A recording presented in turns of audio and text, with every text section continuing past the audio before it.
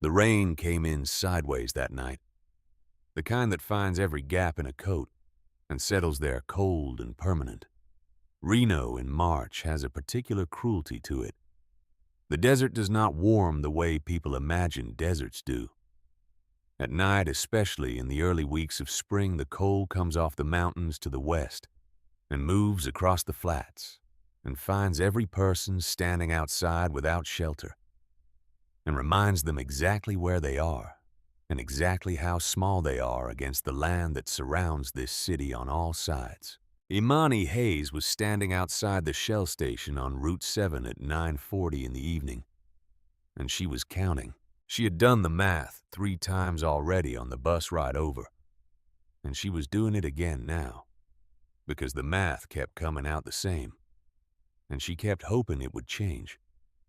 $8.14. The 14 cents were 4 pennies a nickel, and 5 more pennies she had found in the bottom of her coat pocket, behind the receipt from the laundromat, and a folded piece of paper with Willa's school schedule on it. The $8 were 2 fives and 2 singles, and one of the singles had a tear along one edge that she had taped back together with a piece of clear tape from the supply closet at work. Willa had used her last puff of the blue inhaler at 6:30 that morning.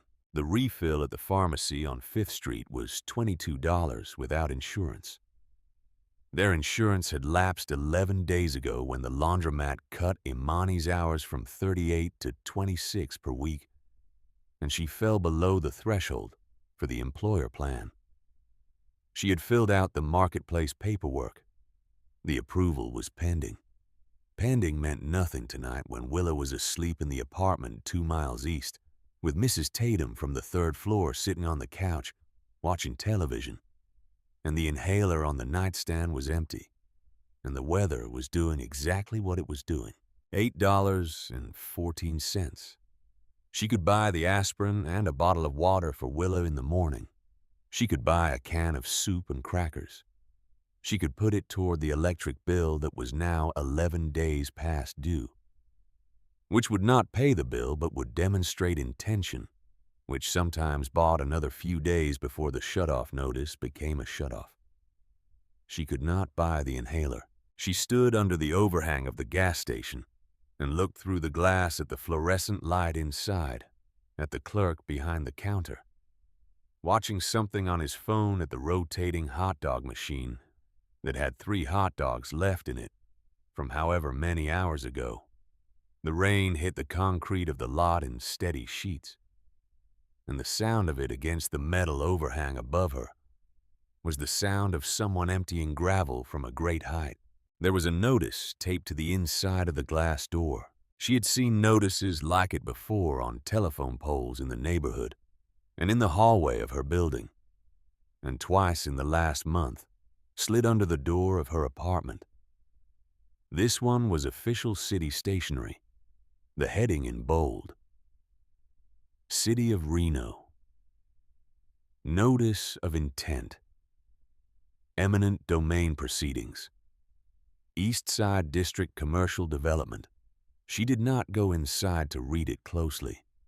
She had already read the version that had come under her door.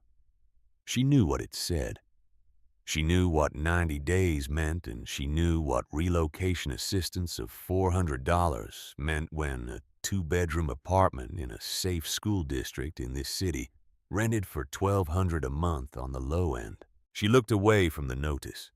She was about to go inside and buy the aspirin when the man fell.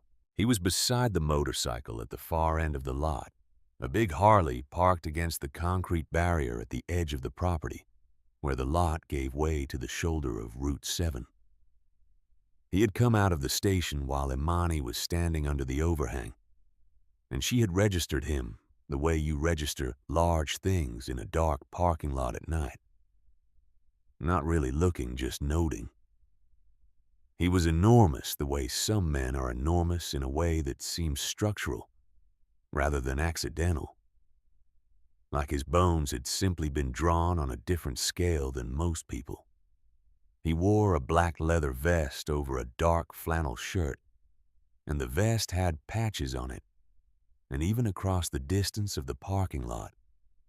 And through the rain, she could see the patch on the back, the Hell's Angels patch, the winged skull, the Nevada rocker below it. She had noted that and looked away. Then she heard the sound. It was not a dramatic sound. It was not the sound of a man crying out or calling for help. It was the specific quiet sound of a large body losing its argument with gravity. A kind of compressed exhalation, and then the soft collision of mass with wet concrete. She turned, and he was on his knees beside the motorcycle, one hand braced against the gas tank, his head down the rain hitting the back of his neck and running off the collar of his vest. Then the hand slipped, and he went down the rest of the way. Imani stood there for a moment. A car pulled into the lot from Route 7, its headlights sweeping across the fallen man. The driver looked through the rain-streaked windshield, and Imani watched the driver look, and then the car pulled forward to the gas pumps on the other side of the lot, and the driver got out and went inside without looking back. The clerk from behind the counter had come to the door. He pushed it open and looked out at the lot and looked at the man on the ground, and then he looked at Imani and said, "Do not get involved." And then he went back inside, and the door swung shut behind him, and the bell above it rang once. A woman walking a dog on the sidewalk outside the lot stopped when she saw the man, and then crossed to the other side of Route 7 without stopping to look again. Imani looked at the $8 in her hand. She went inside. She put the money on the counter and told the clerk she needed aspirin and water. The clerk looked at her. She said it again, and he got up slowly from his stool and got the items and rang them up. And she had 86 cents left when it was done, and she left without the change because there was no time. She crossed the lot in the rain, and she crouched down beside the man on the concrete. He was on his side by then, his body having made the slow rotation that happens when something vital stops working the way it should. His face was the color of old wax, and there was a quality to his skin, a grayness under the surface that she recognized from the night her Uncle Terence had his heart attack in the kitchen on Thanksgiving when she was 16. The way the color goes from the face first, the way the lips thin out. His eyes were open. She opened the aspirin bottle and shook 2 tablets into her palm, and she told him she needed him to stay with her. She needed him to chew these. She pressed them to his lips, and he opened his mouth because some deep part of him was still fighting and knew without being told what fighting looked like. His jaw worked slowly. She held the water to his lips and tilted it carefully, and he swallowed. His hand found her wrist. The grip was not strong. It was the grip of a man who has almost nothing left and is spending what remains on this one contact, this one point of connection with another person. Because to lose it would be to lose the last thing, tethering him to the side of the living. She told him to stay with her. She told him his name. He had not told her his name. She was inventing a reason for him to stay. She called 911 from her phone and gave the address and described what she was seeing, and the dispatcher told her help was coming, and she stayed on the line for 90 seconds before the call dropped. She did not call back. She kept one hand on his chest and felt his heart doing its damaged work. The ambulance took 11 minutes. In those 11 minutes, the rain did not stop, and the clerk did not come back outside, and the man on the ground held her wrist, and she talked to him mostly about Willa, because it was the first thing that came to her, the most real thing she had.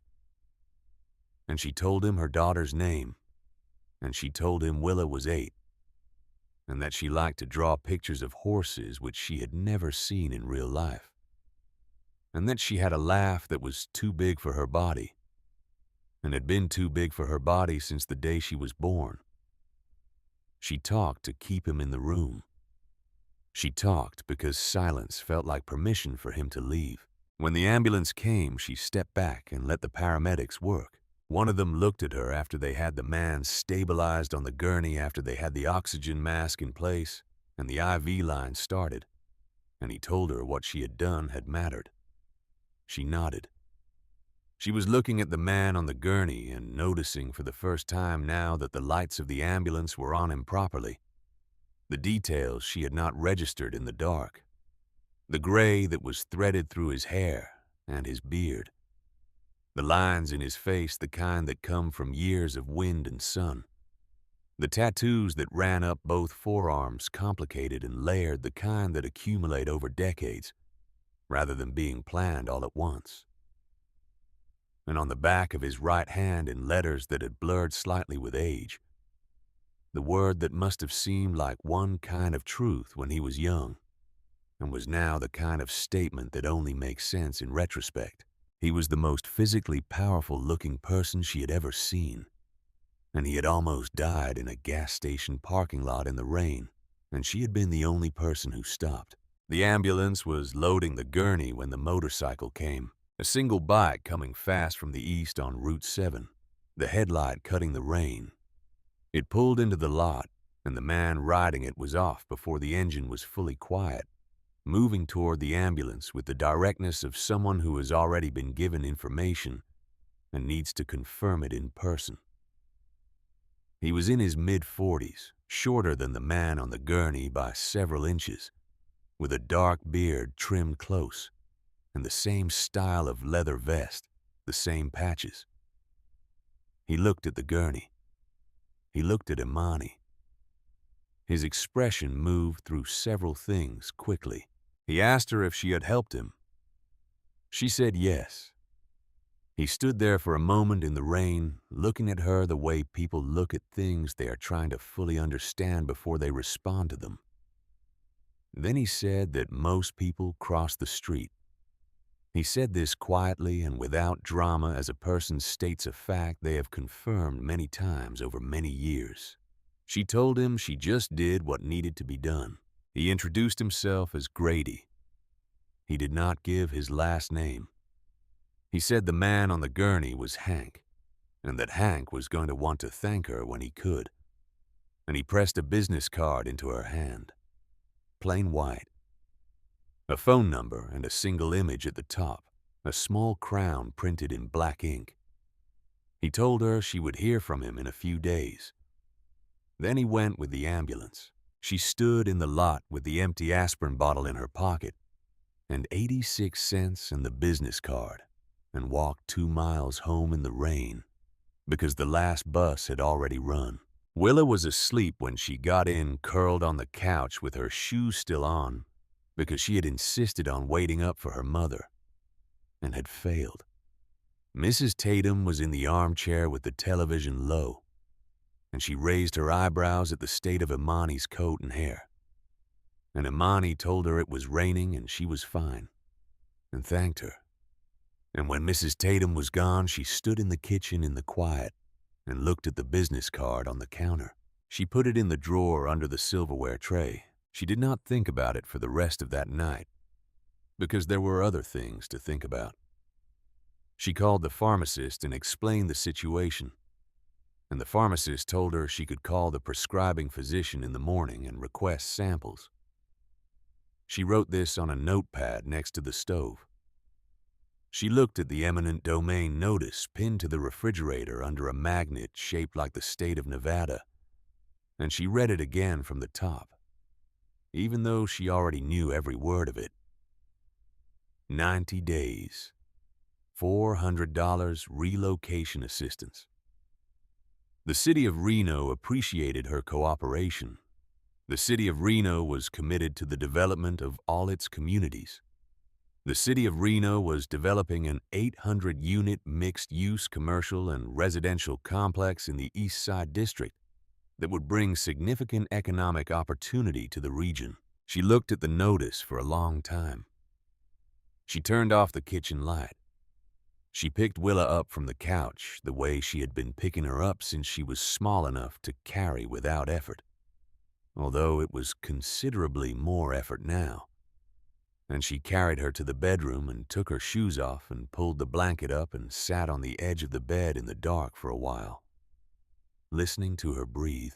The breathing was fine tonight. That could change with the weather the way it always could.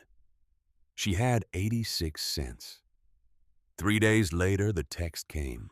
She was at the laundromat loading a commercial dryer with the sheets from one of the university dormitory contracts, and her phone buzzed in the pocket of her work apron, and she looked at it between arm loads. "This is Grady. Hank would like to meet you. Murphy's Diner on 5th Street at 3 in the afternoon today if you can make it. It matters." She looked at the message for a moment. She thought about the business card in the silverware drawer. She thought about the man in the gas station lot and the way he had held her wrist. She went back to loading the dryer. She told her supervisor she needed to leave an hour early and would make it up Saturday morning, and he said fine because Imani had never asked for anything in the 2 years she had worked there. And he knew it and she knew it. And both of them understood the exchange without needing to discuss it further. She got to Murphy's Diner on 5th Street at 5 minutes before 3. She stood on the sidewalk for a moment before going in. The motorcycles were lined along the curb in both directions from the diner entrance, a row of them extending half a block each way, chrome reflecting the gray afternoon sky. She counted without intending to count. She stopped at 30 and understood that there were more she could not see. The men standing near the bikes and along the outer wall of the diner were not loud. They were not drinking or posturing or making any of the displays she might have expected. They were just present, watchful, the stillness of men who are accustomed to waiting and have made their peace with it. Several of them looked at her as she approached. None of them moved to stop her. One of them, an older man with a white beard and a road captain patch on his vest, gave her a single nod as she reached the door. It was not a threatening gesture. It was the kind of nod that acknowledges something. She did not know what it acknowledged. She pushed the door open and went inside. The diner went quiet, not completely quiet. The kitchen sounds continued and the coffee machine continued, and somewhere in the back, a radio was playing something with steel guitar. But the conversation stopped, and the faces turned. And she was standing in the entrance of Murphy's Diner on a Wednesday afternoon surrounded by more Hells Angels members than she had ever seen in one place, and every one of them was looking at her. Then they stood up, not all at once, not in a choreographed way, but one by one, table by table, booth by booth, the men in leather vests rose to their feet until the entire room was standing. No one spoke. They just stood, looking at her with expressions that she could not immediately categorize because she did not have a frame of reference for what this was. It was not threatening. It was not performative in the way she might have expected. It was something older than performance, something that had to do with recognition and debt, and the way certain things are marked in certain communities. Grady appeared from the back of the room and walked toward her through the standing men, and she was glad to see a face she had seen before. He brought her to the back booth.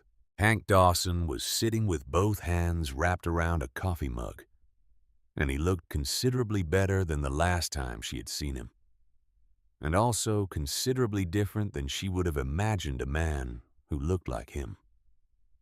To look here in this light, at this table 3 days removed from the gas station lot. He was big in the way she remembered, but the bigness was different somehow without the concrete and the dark and the rain around it. He looked like what he probably was, which was a man in his late 50s who had spent his life doing physical things and had the body and the face that resulted from that, weathered and permanent. The kind of face that does not change much between 50 and 70, because the weathering has already done its full work. He started to stand, and she told him to stay seated. He looked at her for a moment and then sat back down. She sat across from him. He said her name. He said, Imani Hayes. He said it the way you say the name of someone you have been told about and have been thinking about for 3 days, turning the information over, trying to understand the shape of it. She asked how he was feeling. He said he was alive because of her, and that was a significant improvement over the alternative. She told him she just did what anyone would have done. He looked at her steadily and said that was not true, and they both knew it, and they could skip past that part if she was comfortable doing so. She was comfortable doing so. He told her about Kala. He told it the way men of his generation tell the things that have broken them, which is to say, directly and without adornment, and with long pauses between the facts, during which the weight of the facts can be felt by everyone present. Kala was his daughter. She was 23 when she was diagnosed. Acute lymphoblastic leukemia. The prognosis was not good, but it was not impossible. There were treatment options. The treatment options had costs. The insurance he had through the club's business operations covered 60% of standard care. The standard care was not the care she needed. The care she needed was at a facility in San Francisco that his insurance did not cover, and that required a financial commitment. He did not have liquidity to make without a time delay that turned out to be the difference between possible and impossible. He stopped talking for a moment. Eastside Memorial Hospital right here in Reno had a specialist program. He had made inquiries, he had meetings, he had paperwork rejected 3 times on technical grounds that he had later come to understand were not accidental technical grounds, but deliberate technical grounds applied by a billing administrator who had been instructed to reduce the facility's financial exposure with low return cases, which was the language that had been used low return cases in an internal memo that he had eventually obtained through means he would not detail. Kala died in 2016. She was 24 years old. He had made a promise at her grave. He made it the way you make promises at the graves of people who cannot hear them, which is to say with the full knowledge that the only person bound by the promise is yourself, and that the binding is permanent, and that every action you take afterward is either in the direction of the promise or away from it. He built Kala's legacy. It was officially registered as a nonprofit community development organization. Its actual function was to find the families in Reno's lower income districts who were one crisis away from losing everything, and put something between them and that crisis. Medical bills, utility shutoffs, eviction proceedings. It was funded through the chapter's legitimate business operations and through private donors who gave in Kala's name and through a property management trust that Hank had established in 2021 under the name Ridgeline Trust. He paused here. He said the name again. Ridgeline Trust. Then he said the address of her building. She looked at him. He said it again clearly. The address of the building where she and Willa lived. The 4-story brick building on East Side Avenue with the broken intercom on the ground floor entrance and the painted mural of the Truckee River on the east wall that the city had approved 5 years ago, and which had faded somewhat since then, but was still visible in the right light. She said she did not understand. He said Ridgeline Trust had owned that building since 2021, along with 3 others in the East Side District. Ridgeline Trust set the rents at levels that had not changed in 4 years. levels that were substantially below the market rate for comparable units in Reno, because the purpose of owning the buildings was not to generate returns, but to keep 47 families in their homes. 47 families, including one woman named Imani Hayes and her daughter Willa, who had moved into Unit 2C in January of 2022 and had paid $700 a month for a two-bedroom apartment in a city where two bedrooms routinely went for $1,400. She sat with this information. She understood it in pieces. She put the pieces together slowly, because the implication of each piece was significant, and she wanted to be sure she had the shape of it right before she reacted to it. The man she had knelt beside in a gas station parking lot in the rain was the reason she and Willa had a home. He had been the reason for 3 years, and she had not known it. She had thanked the market for a good deal and called her sister to tell her about the apartment, and moved their things in and hung Willa's drawings on the refrigerator and paid the $700 every month by electronic transfer to a management company with a name she had never looked up. She had saved the life of the man who had been quietly holding the floor under her feet. She did not cry. She was not, as a general rule, a person who cried in front of strangers. And whatever else this situation was, these were still strangers.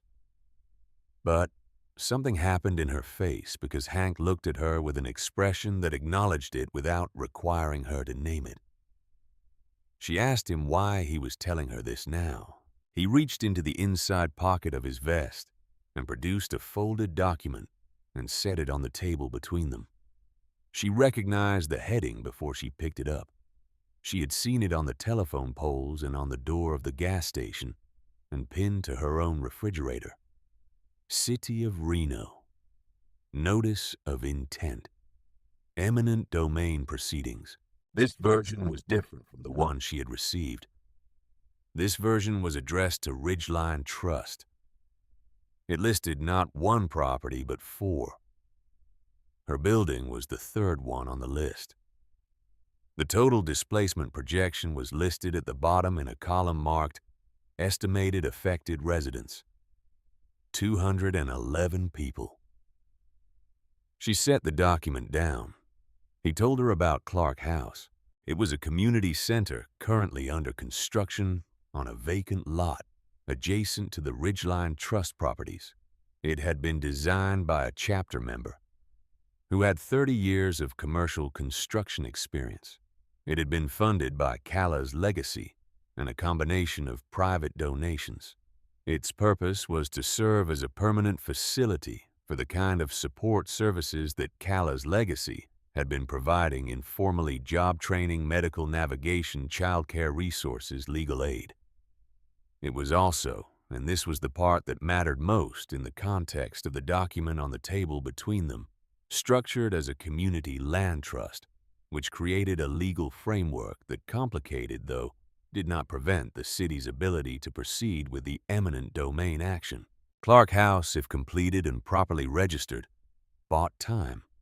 Legal time. Time to challenge the proceedings.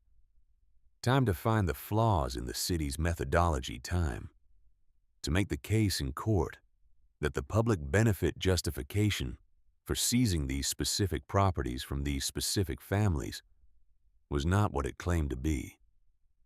Clark House, not completed, was a vacant lot. A vacant lot changed nothing. She asked him what he needed from her. He told her. Calla's legacy needed a community outreach coordinator, someone who could go door to door in the East Side District and document what 211 people stood to lose. Someone who could sit across from a council member or a city planner and speak with the authority of actual human stories rather than legal abstractions. Someone the community would talk to, which was not. He acknowledged with a directness that she appreciated someone who looked like the men sitting in this diner.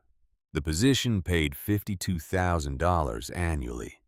The benefits package included full health coverage for her and any dependents. She thought about the pharmacy. She thought about $22. She thought about the empty blue inhaler on Willa's nightstand. She thought about the notice on her refrigerator. She asked him if she could have 24 hours. He said, of course. He said there was no pressure. He said he wanted her to understand everything clearly before she made any decision. Then he said one more thing. He said he had a daughter who believed that the worst thing that could happen to a person was not suffering, but suffering alone.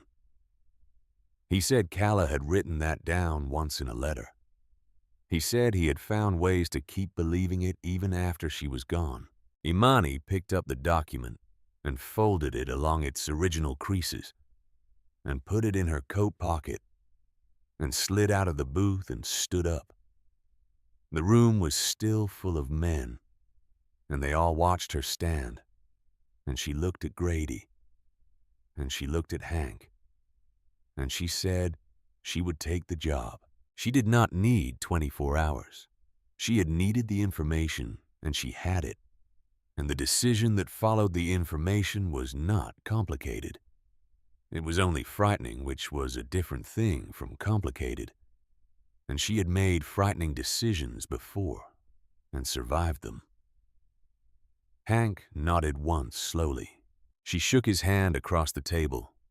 His hand was twice the size of hers, and he was careful with it in the way that very strong people are careful when they understand the difference between their strength and other people's.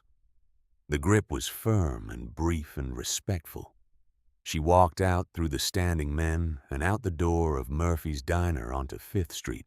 The afternoon had cleared somewhat while she was inside.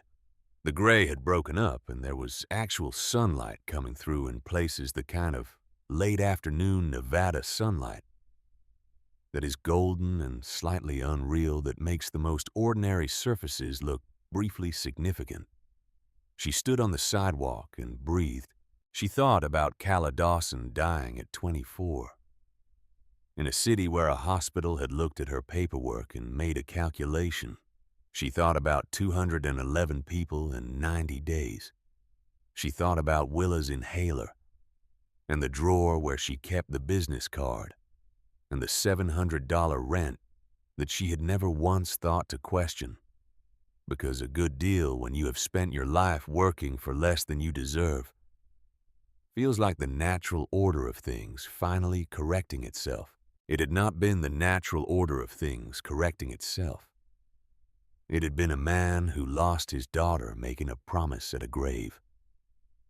She walked to the bus stop. She sat on the bench and watched the Route 7 bus approach from 3 blocks away. And she thought about what $52,000 a year meant for Willa's asthma management. She thought about what health insurance meant. She thought about 211 people. She got on the bus. The ride home was 20 minutes. She watched the East Side District pass by the window, the blocks she had lived in for 3 years, the corner store where the owner knew Willa by name, the park with the broken swing set that the neighborhood association had been trying to get the city to fix for 2 years, the mural of the Truckee River on the east wall of her building that she had walked past 400 times without thinking about the fact that someone had painted it there. And the painting had not happened by accident. She got off at her stop and walked the half block to the building entrance. The intercom panel was still broken. She pushed the door open with her key and went up the stairs to the 2nd floor. The hallway light on the landing between 1st and 2nd was out again, and she made a mental note to report it to the management company, which was Ridgeline Trust, which was Hank Dawson.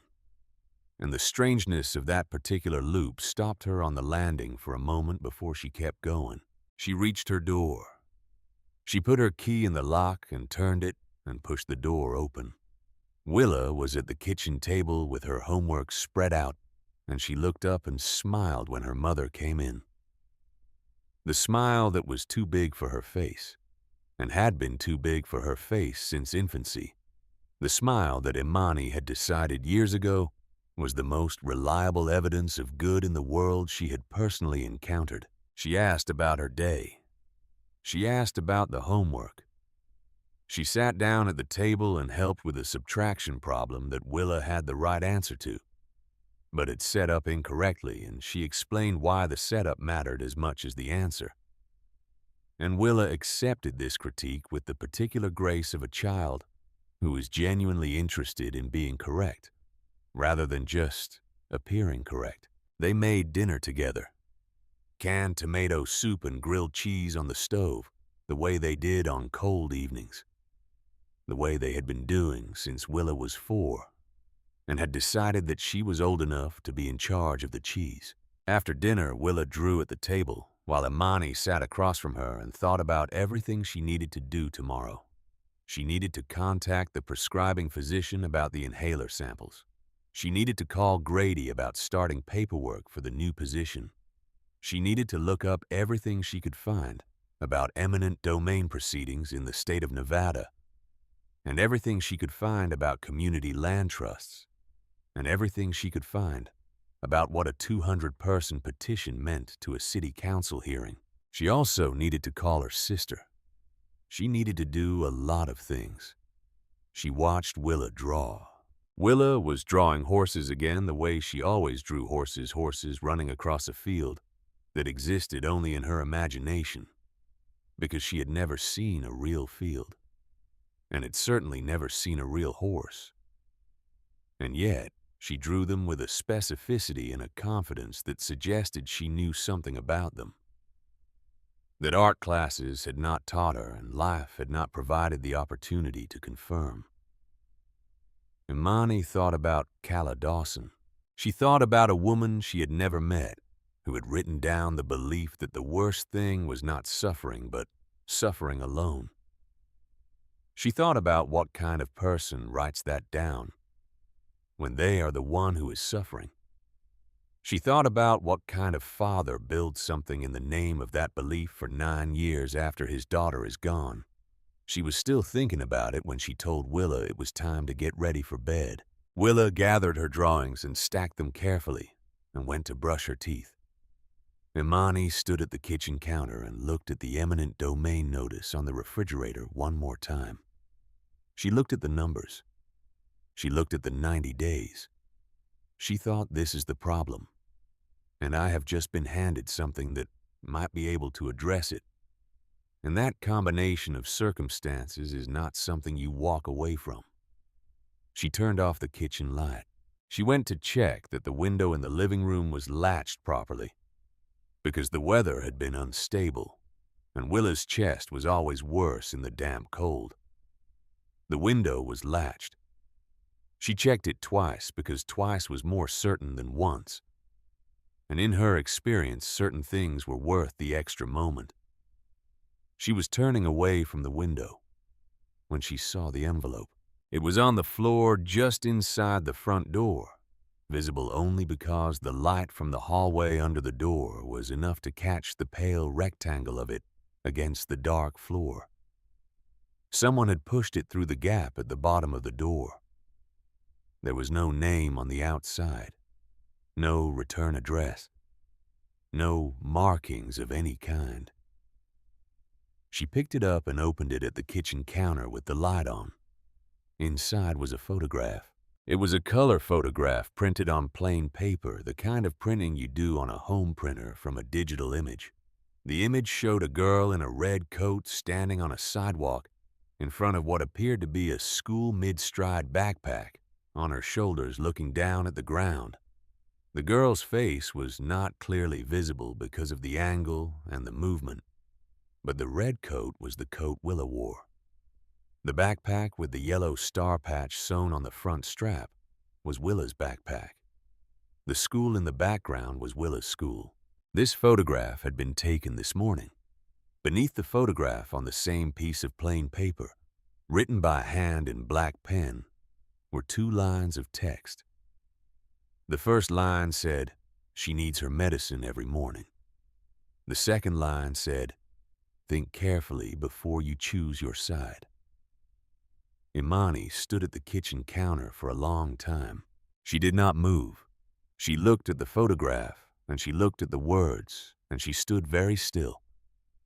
The way you stand when something shifts in the room and you need to understand the new shape of everything before you move through it.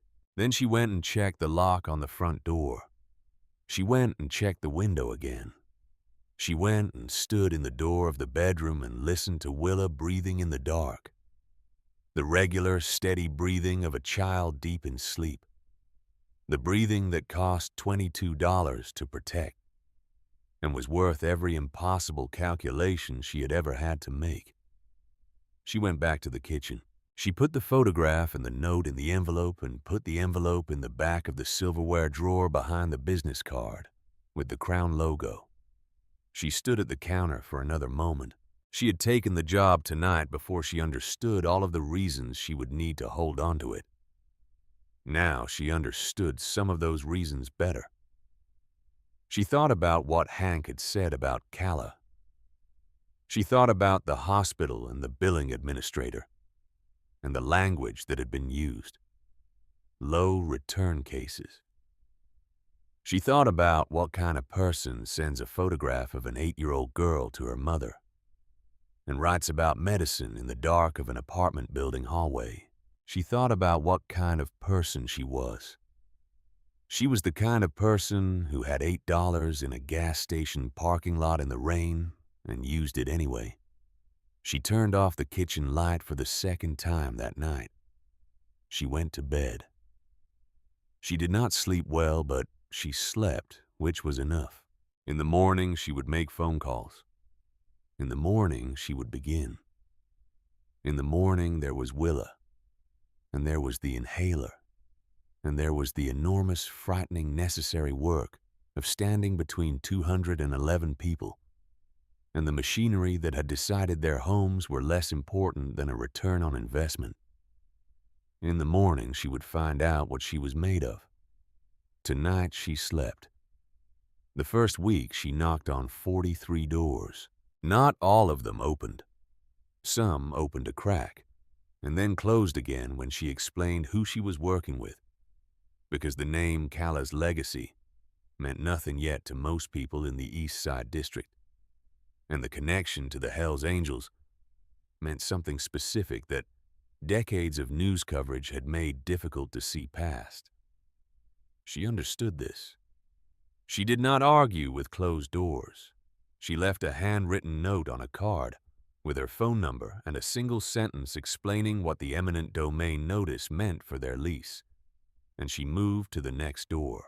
Of the 43, she knocked on 26, let her in. She sat at kitchen tables and on second-hand couches, and in one case on overturned buckets in a storage room behind a dry cleaning operation that a man named Earl Whitfield had run for 31 years in the ground floor commercial unit of one of the Ridgeline Trust buildings.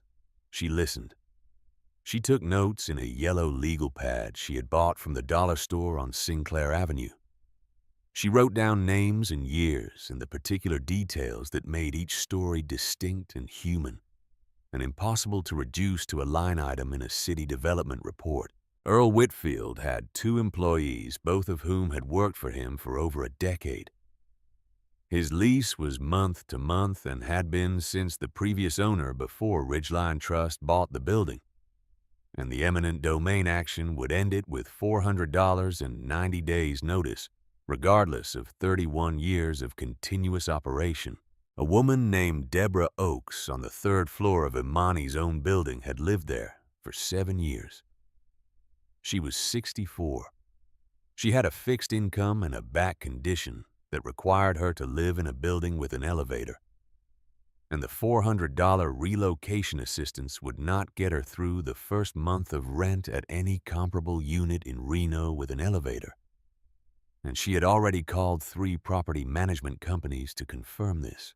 A retired Army sergeant named Calvin Pruitt on the 2nd floor of the building on Garfield Street had converted his apartment into something that functioned as an informal after-school space for the children of working parents in the building.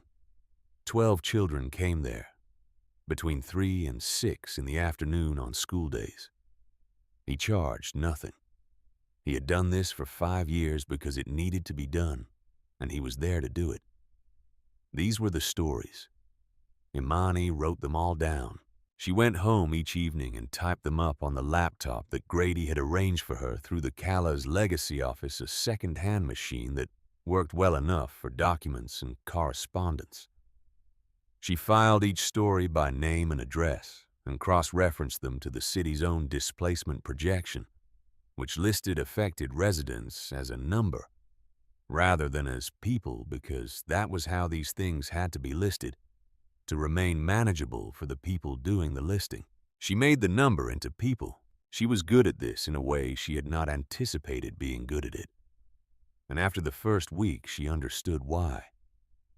She had spent 2 years learning the names of the customers at the laundromat, learning which ones needed their shirts done a specific way, and which ones were on fixed schedules, and which ones had family out of state and were waiting for grandchildren to visit. She had done this not as a strategy, but because it was her nature to pay attention to people, to understand that behind every transaction was a person with a context, and that the context mattered. She was doing the same thing now on a larger scale with higher stakes. By the end of the second week, she had 39 documented stories and had been to a neighborhood association meeting where she presented them to a room of 20 people, most of whom had already received their own notices and were at various stages of the response cycle that ran from denial, through anger, through the particular exhaustion of people who have fought institutional systems before and know how they usually end. She did not tell them it would be fine. She told them what she knew and what she did not know, and what the legal framework of Clark House was attempting to do, and how much time the framework might buy. If the construction was completed and the registration was filed correctly.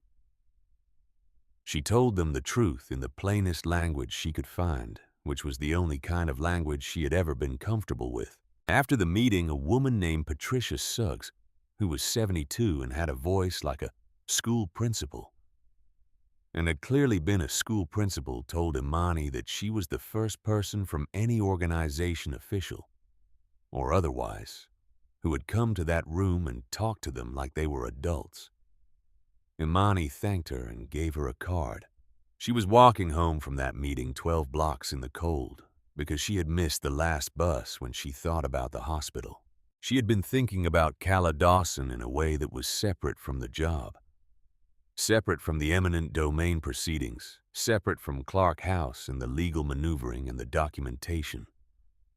She had been thinking about her as a person, a woman who was 24 and who had written something down about suffering alone and who had died anyway despite that belief. Or maybe because of it. Because believing something and having the structures available to act on it are two different conditions. She had been thinking about the hospital, East Side Memorial. She had passed it twice on bus routes that ran through the district. A mid-sized facility, 4 stories, the kind of hospital that is not a teaching hospital and not a major trauma center, but is the hospital that the people in a given neighborhood go to, because it is the hospital that is there. It had a new sign, now a corporate sign with a different name than the one Hank had mentioned, and there was construction equipment in the parking lot suggesting renovation or expansion. She went to the library on a Thursday morning before her first appointment of the day. She was comfortable in libraries. She had spent a significant portion of her 20s in libraries for reasons that had to do with warmth and quiet, and the particular peace of being in a room where no one required anything of you, as long as you did not make noise. She knew how to navigate public records databases from the computers at the reference desk, had learned during a dispute with a previous landlord about habitability standards that had been resolved in her favor through information she had found in exactly this way. She started with the Nevada Secretary of State business records. Eastside Memorial Hospital had filed for Chapter 11 bankruptcy protection in March of 2017. This was public record. The filing listed outstanding debts to medical suppliers, equipment lenders, and a pension fund, with liabilities exceeding assets by a margin that made reorganization effectively impossible. The bankruptcy was converted to Chapter 7 liquidation in July of 2017. The facility assets were auctioned in October of 2017. The purchasing entity at the October 2017 auction was listed as HDH Properties, LLC. She searched HDH Properties, LLC. The registered agent was a law firm in downtown Reno. The principals were not listed in the public filing, which was standard for Nevada LLC structures, which had among the more permissive disclosure requirements in the country for this specific reason. But the law firm was listed, and she recognized the name because she had seen it before on the letterhead of a correspondence that had been included in the Cala's legacy briefing documents that Grady had given her on her first day. The law firm represented Douglas Holt in his private real estate transactions. She sat back from the computer. She did the timeline carefully in her head, because the timeline was everything. Cala Dawson died in 2016. The specific failure point was Eastside Memorial's refusal to initiate treatment on insurance coverage grounds. Eastside Memorial went into bankruptcy in March of 2017, approximately 9 months after Cala's death. The facility was purchased at auction in October of 2017 by an LLC represented by Douglas Holt's personal attorney. She searched the subsequent sale. HDH Properties, LLC, sold the Eastside Memorial facility and property to Pacific Western Healthcare Group in a transaction recorded in April of 2019. The sale price was listed in the public deed transfer record. HDH Properties had purchased the facility for $1.2 million. HDH Properties had sold it for $17.4 million, 18 months. $16.2 million. She sat with this for a long moment. She understood what she was looking at. She understood it the way you understand something that is clear and ugly and that you cannot unknow once you have seen it. A hospital had made a decision about a young woman's treatment based on an insurance calculation. The hospital had failed financially in the aftermath of a pattern of those decisions, because they were the kind of decisions that destroyed community trust. And community trust was the only thing that sustained a neighborhood hospital's patient volume. And then Douglas Holt, through his attorney's LLC, had purchased the physical remnant of that failure for less than the cost of a downtown Reno commercial property, and sold it a year and a half later for the kind of profit that changed the trajectory of a political career. Hank did not know this, or if he knew it, he did not know it the way a documented paper trail made it knowable. She printed the relevant pages, paid 30 cents per page at the reference desk, and folded them carefully into her coat pocket. She thought about telling Hank immediately. She thought about what Hank's face would look like when he understood what she had found. She thought about what a man like Hank did when the thing he had been carrying for 9 years suddenly had a specific shape and a specific name, and a specific dollar amount attached to it. She did not think that would be useful right now. She put the documents in the folder at the back of her desk drawer when she got to the Cala's legacy office, and she went to her first appointment of the day, which was a meeting with a young family on the first floor of the Garfield Street building who needed help navigating the appeals process for a denied medical reimbursement claim. She was good at that, too. The 4th week, she began attending the public city council meetings. Douglas Holt was on the council, and Douglas Holt was at the meetings, and she watched him with the same attention she brought to door-to-door conversations and library research, which was close and patient and non-reactive. He was a practiced public figure in the way that people become practiced when they have been performing a version of themselves for long enough, that the performance and the person have become difficult to distinguish from each other, even in private. He was 62, but carried it well. Silver at the temples in a way that suggested authority rather than age. He wore good suits, and he listened to constituents with an expression of genuine engagement that she suspected was genuine, because the most effective kind of manipulation was genuine engagement, deployed in the service of something that did not deserve it. He spoke about the East Side Commercial District project at every meeting.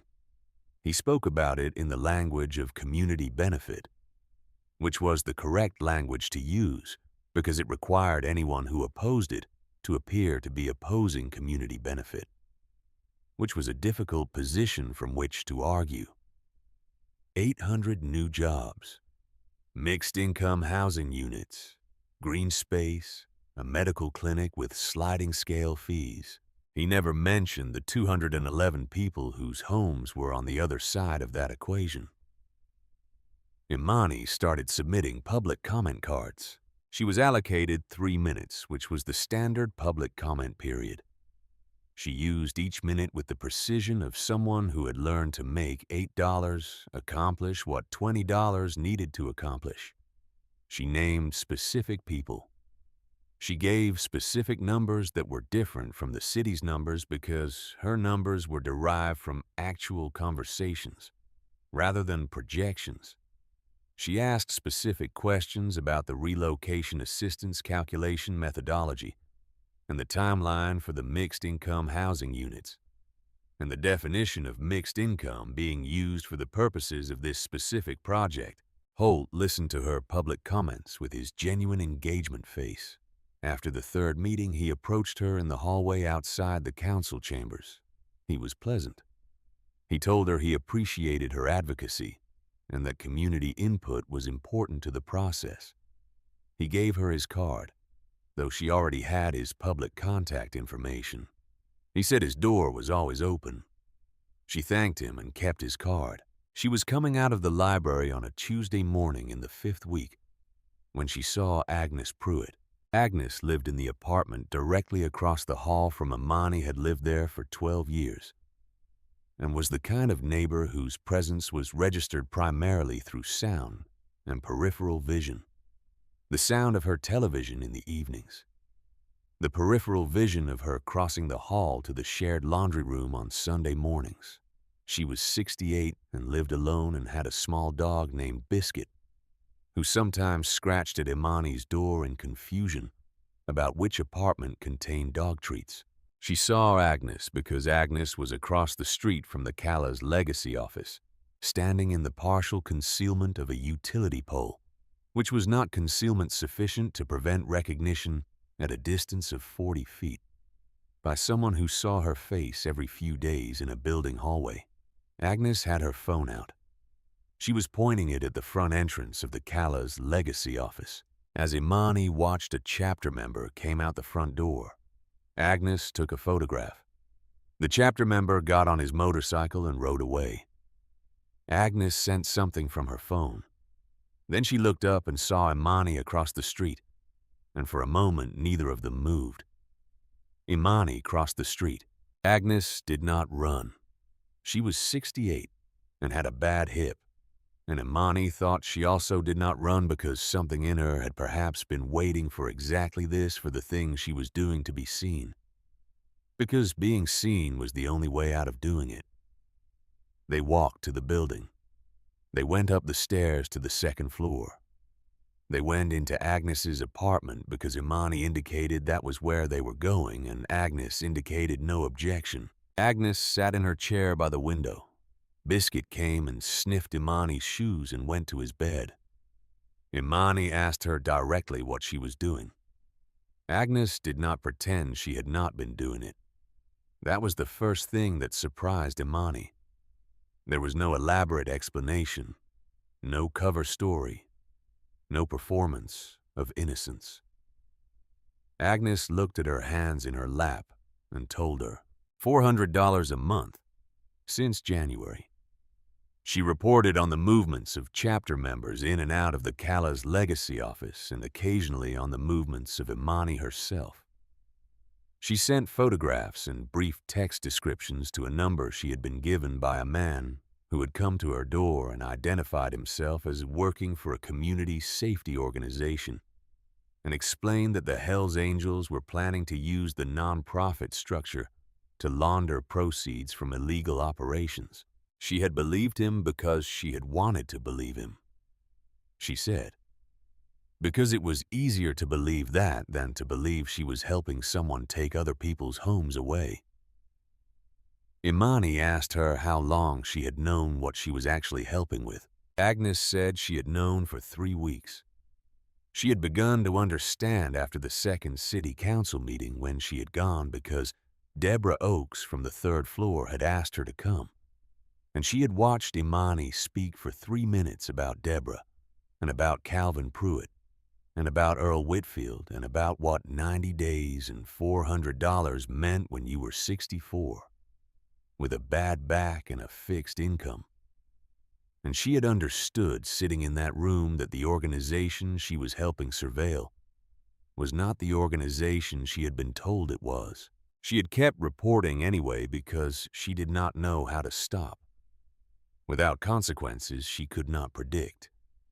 Imani asked her about the consequences she was afraid of. Agnes got up slowly and went to the kitchen. She came back carrying a cardboard box, the kind that holds a case of canned goods, and she set it on the coffee table and took the lid off. Inside were printed emails, stacks of them organized loosely by date. She said that every email the man had sent her, every instruction, every payment confirmation, every photograph request she had printed and kept. She said she had kept them because she knew from a long life of practical experience that when things go wrong, the person with the least power gets assigned the most blame, and she was not prepared to be the person assigned the blame for something she had only partially understood when she agreed to do it. She had been keeping the box as insurance. Imani looked at the box for a moment. She thought about what was in it. She thought about the email structure that must connect those printed pages to whoever had sent them, which was an assistant or a deputy or a layer of insulation between the instruction and the person giving it. She thought about whether email metadata on printed pages retained enough information to establish origin, and she thought that it probably did not, without the original digital files, but that the content of the emails themselves was another matter. She asked Agnes if she still had the emails on her phone. Agnes handed her the phone without being asked. The inbox was still there. 64 emails from the same sender address dating back to January. The sender address was not a name. It was a string of letters and numbers at a generic provider. But the content of the emails was instructions specific enough to establish what was being coordinated and why, and several of them referenced the East Side Commercial District project by name. Imani took photographs of the most significant emails with her own phone. She did this carefully and thoroughly, going back to the earliest ones and working forward. Then she sat down across from Agnes again. She said she needed to ask Agnes to trust her, which she understood was a complicated request given the circumstances, but that the box and the emails were more valuable than Agnes realized, and that if she was willing to cooperate fully, she would be treated as a witness rather than a participant. Agnes looked at her for a long moment. Then she said, yes. Imani carried the box across the hall to her own apartment that evening and put it in the back of her closet, and spent 2 hours going through it with the legal pad, making notes on which emails connected to which dates and which instructions had resulted in which actions. The chain was not complete, but it was substantial. It was more than she had expected when she walked toward Agnes across a street in front of a utility pole. She called Grady. She told him to come to the office the next morning early, before anyone else arrived, and to bring whoever in the chapter had financial investigation experience. She told him she had something significant. She did not tell him everything on the phone, because phones were phones, and she had learned something in the past 5 weeks about what careful looked like when the other side had resources and intent. She did not call Hank. Not yet. The meeting the following morning was in the back room of the Callas Legacy office, with Grady and 2 chapter members she had not previously worked with closely. One was a man named Webb, who was 57 and had spent 22 years as a forensic accountant before retiring to Reno and joining the chapter, a combination of biography that she had initially found surprising and now understood completely. The other was a woman named Steph, who was 44 and had a background in insurance claims investigation, and who wore her chapter vest over a flannel shirt and read documents with a speed and precision that made Imani feel like she was still learning what reading actually was. She put the box on the table. She explained Agnes. She showed them the emails on her phone. Webb looked at the printed emails for 40 minutes without speaking. Steph cross-referenced several of them against the public documents Imani had pulled from the library and the Nevada Secretary of State database. The room was quiet except for the sound of papers being moved and the occasional notation. Then Webb looked up. He said the email structure suggested a 3-layer insulation pattern, which was the standard approach for a political operative who needed to maintain plausible distance from a field operation. The sender address was a buffer account. The instructions referenced a project name rather than a personal name. None of the emails contained a direct statement that could be attributed without additional supporting material. But taken together with the property transaction records Imani had found, and with the timeline of the city council votes on the East Side Commercial District, and with the fact that the same law firm represented Holt's private real estate interests and had served as registered agent for the LLC that purchased East Side Memorial, there was a pattern that a federal investigator would find worth examining. The word federal sat in the room for a moment. Grady said he had a contact at the FBI field office in Las Vegas through a previous chapter matter that had been handled cooperatively. He said cooperatively in the deliberate way of someone choosing a word that encompasses a range of experiences without detailing any of them. Imani said they were not ready to go to the FBI yet. She said they needed the construction on Clark House completed and the land trust registration filed before they made any move that would alert Holt to what they had. She said that the moment Holt understood the full scope of what was assembled against him, he would start moving assets and changing structures, and the window would close. Grady looked at her. He said she was right. She said they had time. She said the eminent domain timeline still had 41 days remaining. She said they were going to use every day of it. She took the box home that night and put it back in the closet and stood in the kitchen for a moment, looking at nothing in particular. Willa came in from the bedroom with a drawing. She had drawn a building with lots of windows and people standing in front of it, and a sign that Imani could not read from across the room. She held it out with the serious expression she wore when she considered something finished. Imani crossed the room and took the drawing. The sign on the building said, Clark House in careful block letters. The people in front of it were various sizes, and Willa had given each of them a small detail: a hat, a dog, a cane, a bicycle. The particularizing gestures of a child who understands without being told that people are individuals and that this matters when you draw them. She told Willa it was the best drawing she had seen all year. Willa considered this compliment seriously, and then said she thought the horse she had drawn last Tuesday was actually better. Imani said she would allow the argument. She put the drawing on the refrigerator next to the eminent domain notice, and they stood there together for a moment. The institutional document and the child's drawing, and she thought about which one was going to outlast the other. She was thinking about this when the knock came at the door. It was 10 minutes past 7 in the evening. She was not expecting anyone. She looked through the peephole and saw a man she did not recognize.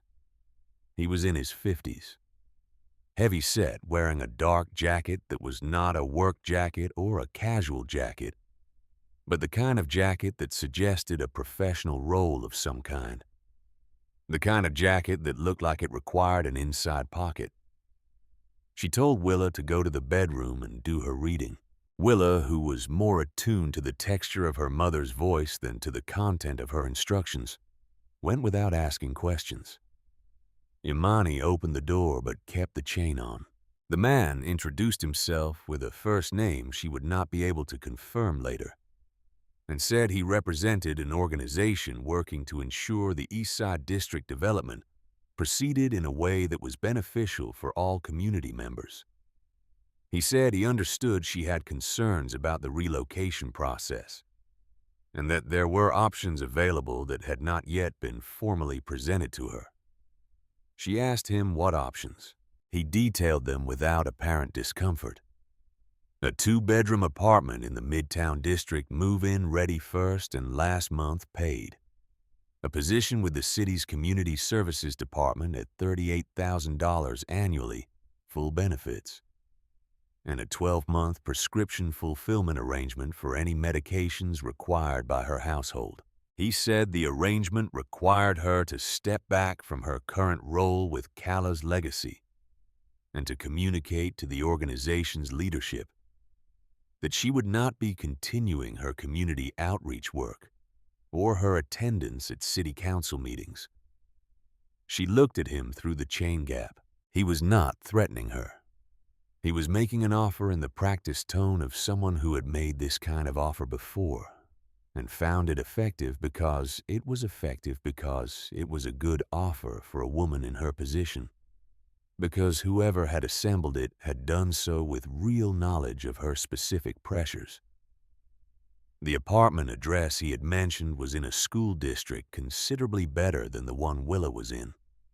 $38,000 was less than $52,000, but it was real money with benefits attached to a city payroll. And 12 months of prescription fulfillment was 12 months she would not have to think about the $22 in the pharmacy on 5th Street. She said she needed to think about it. He said she had until Friday.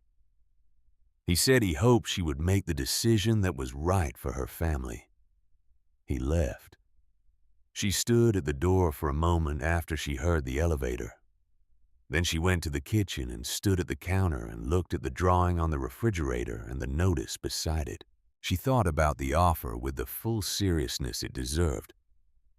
Because it was serious, because the people who had assembled it had understood her well enough to know that the weak points were Willa and stability, and the specific exhaustion of fighting things that have more structural support than you do. She thought about Earl Whitfield in 31 years. She thought about Deborah Oakes in the elevator. She thought about Calvin Pruitt and 12 children between 3 and 6 in the afternoon. She thought about Calla Dawson and what she had written down about suffering alone. She went to the bedroom. Willa was lying on the bed with her book reading, and she had kicked off her socks, the way she always did when she was focused, her feet bare against the blanket. Imani sat on the edge of the bed, and Willa shifted automatically to make room without looking up from the page. She sat there for a while. She was not. She understood a person who could take the apartment and the city job and the prescription arrangement and live with what it meant. She had understood this about herself for a long time. The specific stubbornness of her nature when confronted with an accommodation that required her to pretend something was acceptable. That was not acceptable. She had lost jobs because of this. She had lost other things because of this. She had also, in her estimation, kept some important things because of it. She went back to the kitchen. She got her phone and she opened the voice recording application and she pressed record and she set the phone face down on the counter and left it there. Then she called the number the man had given her and said she had thought about the offer and had some questions and could he come back. He said he could be there in 20 minutes. She unlocked the front door chain. She put the kettle on. When he came back, she offered him coffee and he declined, and they sat at the kitchen table and she asked him to walk her through the offer again in detail because she wanted to make sure she understood each component correctly before she made any decision. He was pleased by this, or appeared to be. He understood it as the due diligence of someone who was moving toward acceptance, because that was the most reasonable interpretation of being called back for clarification. He walked through it again, in detail. She asked specific questions. She asked about the apartment lease length. She asked about the city jobs reporting structure. She asked about the prescription arrangement and which pharmacy, and what the administrative process was for the fulfillment. He answered each question with the thoroughness of a man who has been given complete information to dispense. He said twice in answering questions about the timing that the important thing was that she not continue her involvement with the current organization and its activities related to the development project. She thanked him and said she would let him know by Friday. He left. She waited until she heard the elevator. She picked up the phone and stopped the recording and sent the audio file to Grady. Then she wrote a message to Agnes and told her to check her email in the morning. Then she put the phone down and leaned against the counter and breathed. She was not doing this because she was brave. Bravery was a word people used to describe action taken in the absence of fear. And she was afraid. Had been afraid since she saw the photograph of Willa in the red coat under the door. Would probably be afraid until this was finished, and possibly afterward. She was doing it because she looked at 211 people, and she looked at a man who had purchased the wreckage of a hospital where a 24-year-old woman had died and turned it into a $16 million profit. And she could not make those two things coexist in her understanding of herself with any amount of money or apartment upgrades. She was doing it because Willa had drawn the building and put everyone's individual detail in. She was doing it because that was who she was, and she had not become that person by accident. And she was not going to stop being that person because someone had researched her prescription costs. In the morning, she would bring the recording to Grady and to Webb and to Steph, and they would figure out what it was worth and how to use it. In the morning, she would call Agnes and begin the formal process of documenting what Agnes knew and what Agnes had.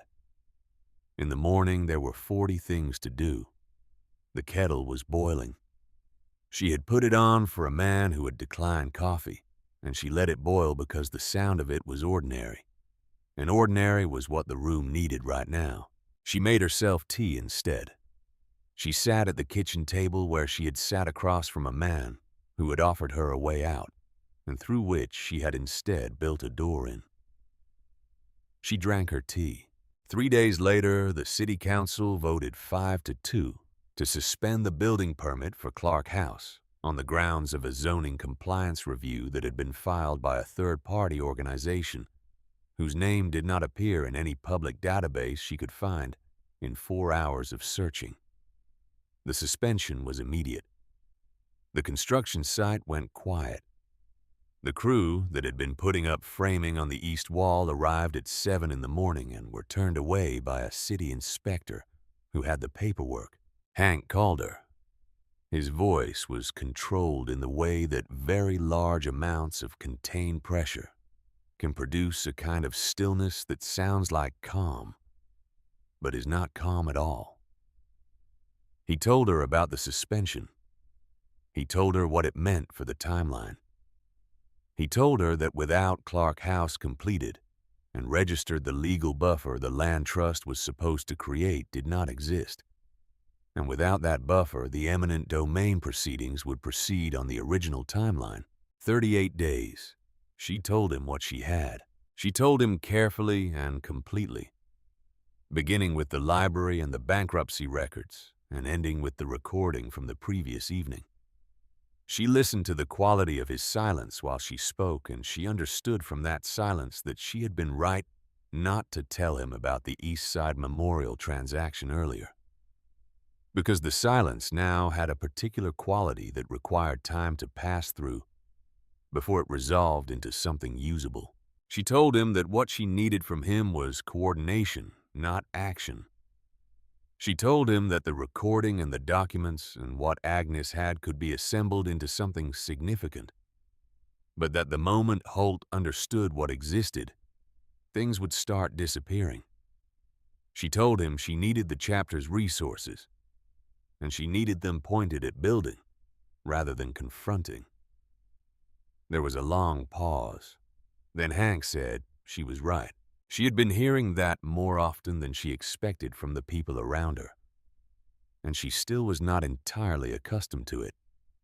He told her the chapter had contacts in Reno's federal building she did not know about. He told her carefully and without detail, because Hank was also a person who understood that some information had a time for being shared. She said she needed a federal contact who could receive documentation and take the East Side Memorial transaction and the city council coordination seriously as a pattern of conduct worth examining. He said he knew someone. That evening, she was looking out the window at the construction site 2 blocks east. The framing on the east wall, standing alone in the dark, without the crew around it. The wood pale against the night sky when her phone lit up with a message from a number she did not have saved. The message was 4 words and a time. Federal Building, Thursday, 8 a.m. She put the phone down on the windowsill. Outside, the framing on the east wall of Clark House stood in the dark. Someone had built it to stand. It was standing. 38 days. She went to check on Willa. The federal building on Court Street was 11 stories of concrete and glass that had been built in the 1970s and had the particular quality of permanence that government buildings of that era carry, not beautiful, but enduring, the kind of structure that communicates through its mass alone. That whatever happens inside it is intended to last. Imani arrived at 7:40 in the morning with the cardboard box under one arm and a folder of printed documents under the other, and her yellow legal pad in her coat pocket. She had not slept well. She had slept which she had learned to count as sufficient. But the hours between 2 and 4 had been the kind of hours where the mind refuses to stop processing and instead runs scenarios, good ones and bad ones, and ones that are neither good nor bad, but simply unfamiliar, which was its own kind of disorienting. She had checked on Willa 3 times between midnight and 6. Willa had slept through all 3 checks with the completeness of a child who has not yet learned to be afraid of the dark hours. And each time Imani had stood in the doorway and listened to the steady breathing and felt something that was not quite relief and not quite gratitude, but was somewhere in the territory between them. The agent who met her in the lobby was a woman named Carla Deeds, who was 49 and had the specific manner of a federal investigator, which was not the manner Imani had seen in television dramas, but something considerably more ordinary and more attentive. She wore a dark blazer and no visible indication of her role, and she shook Imani's hand and looked at the box and said they had a room. The room was on the 4th floor and had a table and 4 chairs and a window that looked at the concrete wall of the adjacent parking structure. Grady was already there when they arrived, sitting with his hands flat on the table, in the posture of a man who has been in rooms like this before, and has made his peace with what rooms like this require. There was another agent already seated, a man named Torrance, who was in his early 60s, and who Imani understood without being told was the contact Hank had referenced. The connection that existed through the chapter's history with this particular office, a history she did not ask about and he did not offer. She put the box on the table. She began at the beginning because the beginning was where the logic lived.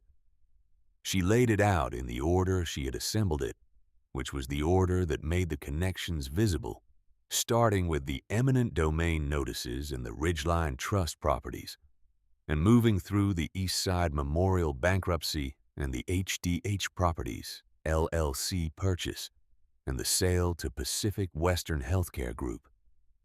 She put the documents on the table as she spoke each one. At the moment it became relevant so that the paper and the words occupied the same moment, and neither one had to wait for the other. Deeds and Torrance listened without interrupting. She moved to Agnes. She explained Agnes carefully and completely, including the part where Agnes had been reporting on Calla's legacy for 4 months, and including the reason Agnes had kept the emails, which was the reason of a woman who had seen enough of the world to know that the person with the least power absorbs the most consequence, and had taken the only precautionary measure available to her. She put Agnes's printed emails on the table. She showed them the photographs she had taken of the emails on Agnes's phone. Then she played the recording. The room was quiet while the audio ran. The man's voice was clear. The offer was explicit. The connection to the development project was stated twice in language that did not require interpretation. When it finished, Deeds looked at Torrance, and Torrance looked at the table for a moment, and then looked at Imani. He asked her how long it had taken her to assemble this. She said, 5 weeks. He did not respond to this immediately. He looked at the box and the documents spread across the table and the legal pad she had open beside them, and she thought she saw something in his expression that was in the neighborhood of respect, but was also something more complicated than respect. The look of a person who has spent a career watching institutional failures produce harm and has just seen evidence of what happens when an ordinary person decides to pay close attention. Deeds asked about Clark House. Imani explained the construction suspension and the zoning compliance review filed by the unnamed third-party organization. She said that without the building completed and the land trust registration filed, the legal buffer that protected the 211 residents from the eminent domain timeline did not exist. She said there were 35 days remaining on that timeline. Torrance asked if she understood what a federal inquiry of this nature would involve in terms of timeline. She said she understood that federal processes moved on federal timelines. He said that was accurate. She said she was not asking them to solve the eminent domain problem. She said that was a separate track. She said she was asking them to receive this material and evaluate whether it constituted a pattern of conduct worth examining, and that the examination could proceed on whatever timeline it required, but that she needed to know whether the foundation was solid enough to build on before she used it. Torrance looked at the pile of documents. He said the foundation was more than solid. She walked out of the federal building at 10:15 and stood on Court Street in the March morning and breathed cold air for a moment.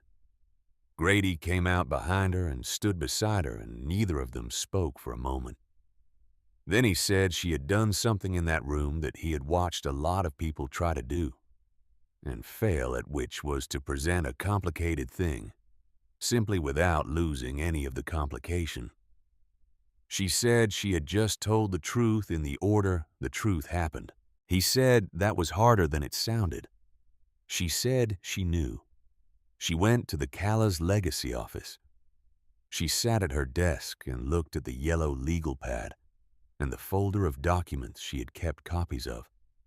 and she thought about the 35 days and what needed to happen inside them. Clark House needed its permit restored. The zoning compliance review had been filed by an organization that did not appear in any public database she had searched, which was itself a searchable fact. Because in Nevada, all organizations filing public comment in zoning matters were required to register with the county clerk. If the filing organization was not registered, the filing itself was procedurally defective. She called the county clerk's office. She waited on hold for 14 minutes. The clerk who answered was helpful in the way of someone who genuinely liked their work and took procedural accuracy seriously. She explained what she was looking for. The clerk searched the registration database for the organization name listed on the zoning compliance review. There was no record. She asked the clerk to search variations of the name. There was no record of any variation. She asked the clerk what the procedural consequence was of a zoning compliance filing made by an unregistered organization. The clerk said that technically the filing should not have been accepted, and that any building permit suspension based on it would be subject to immediate reversal on procedural grounds if someone filed the correct challenge with the city building department. She thanked the clerk. She called the attorney Cala's Legacy used for its land trust documentation. A woman named Renata Burgess, who had been working with Hank since the beginning of the organization, and who had the specific quality of a lawyer who chose her clients based on what they were trying to accomplish, rather than what they could pay. She explained the situation. Renata said she would file the challenge by end of day. The permit suspension was reversed 3 days later. Construction resumed on a Monday morning, and Imani stood at the window of the Cala's Legacy office and watched the crew arrive and watched the first board go up on the east wall, where the framing was waiting, and felt something she did not have a precise word for, which was the feeling of a thing moving forward that had been stopped, and that was now moving again. The following 2 weeks were the busiest of her life, and her life had not been short on busy periods. She went back to the doors she had knocked on before, and the ones she had not gotten to yet. She now had the reinstated permit and the land trust documentation in her folder, and she could explain with specificity what Clark House was, and what it would do, and how it connected to the eminent domain timeline. The conversations were different now. The first round of conversations had been about fear and documentation. This round was about possibility, which was harder to talk about because possibility required a kind of trust that fear did not. And trust was a scarce resource in a community that had been given reasons not to extend it. She extended it anyway. She offered it first and asked people to match it, which was the only way she knew to move that particular direction. Patricia Suggs came back to the Second Neighborhood Association meeting with 11 people she had personally called and told to be there. Earl Whitfield brought 3 business owners from the ground floor commercial units who had not previously engaged with the process. Calvin Pruitt came with a list of the 12 children who came to his apartment every afternoon and the names of their parents, and what each family's specific situation was relative to the eminent domain timeline. Imani took all of it and added it to the documentation and brought it to the Cala's Legacy office and worked on it in the evenings after Willa was asleep. She brought updates to Hank twice a week. She did not tell him about the East Side Memorial transaction or the HDH Properties connection. This was the hardest thing she was doing, the deliberate withholding from a man who trusted her of the information most personally significant to him. And she held the line on it because she understood that some information had a time, and that the time was not yet. Hank noticed she was withholding something. She could see that he noticed. He did not push. He had the quality of a person who has learned through specific and painful experience that some things arrive when they are ready and cannot be moved faster than that without damage. He also noticed that she was doing the work. He said so once, not effusively in the direct way he said everything. He said she was doing the work and the work was showing. She said she had a good example to learn from. He looked at her for a moment and then looked away, which was the closest thing she had seen from him to being moved in a way he did not want to display. The federal building hearing was scheduled for a Tuesday in the last week before the eminent domain deadline. She did not know this until Torrance called her the Friday before and told her. He said the case had been reviewed at a level above his office and that there would be a formal administrative hearing rather than a preliminary inquiry, which was a distinction that meant something significant in terms of the weight being assigned to what she had brought them. He told her to be present with her original documentation. He told her that there would be an opportunity for testimony. He told her one more thing.